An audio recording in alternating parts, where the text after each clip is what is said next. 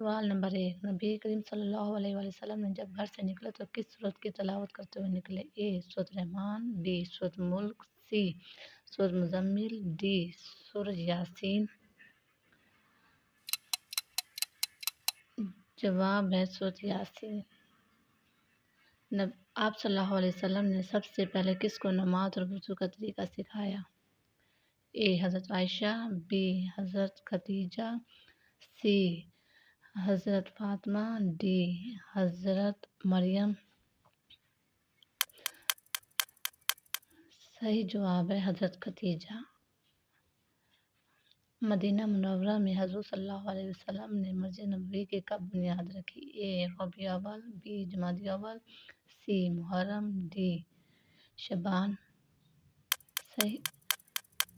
صحیح جواب ہے ربیع الاول میں رکھی۔ ہمارے پیارے نبی صلی اللہ علیہ وسلم نے کتنے عمرے ادا کیے؟ اے 2، بی 4، سی 6، ڈی 8۔ 4۔